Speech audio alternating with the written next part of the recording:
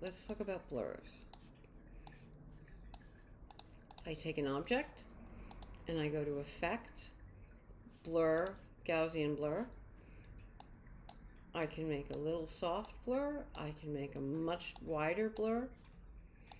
And if here in the Appearance menu, which I found by going to A for Appearance, there's my Gaussian blur.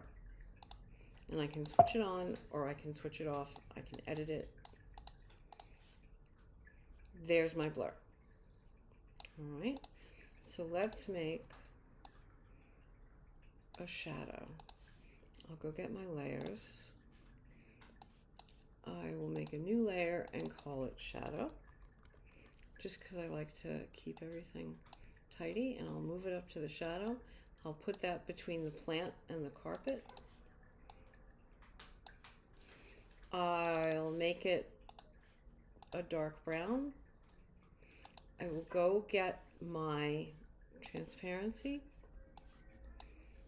I'm going to use my multiply blend mode, my opacity blend mode to make it kind of see-through.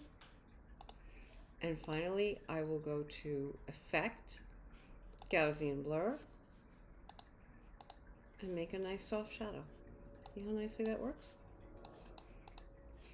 All right, last one. I'll make the egg. So let's say I have an egg shape. I'll make a copy. I'll paste it in front.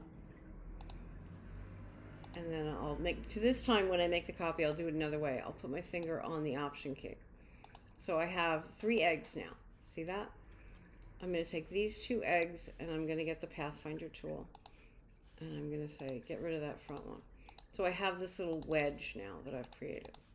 If I didn't want to use the Pathfinder tool, I could just have used the pen tool to draw a little wedge.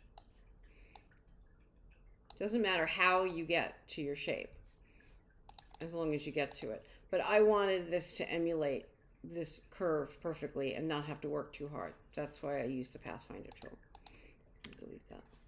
So if I take this shape and I say Effect, Blur, Gaussian Blur. We'll cover the other kind of blurs in a while.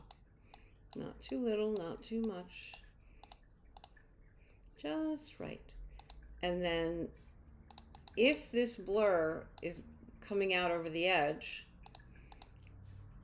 I can copy, I can paste in front, I bring it to the front, I grab all 3 items, I say Object, Clipping Mask. And there's my egg. And if I want to highlight, fill this with a slightly brighter yellow to create a highlight. I'll use my Rotate tool to put it at the angle. Effect, Blur, Gaussian Blur.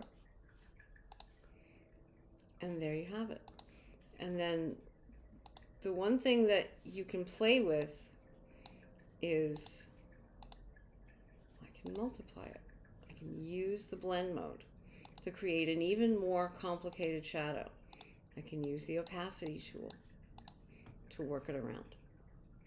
All right, so that's blur. If you're going to use blur, you're never far from transparency. Use them together as a team.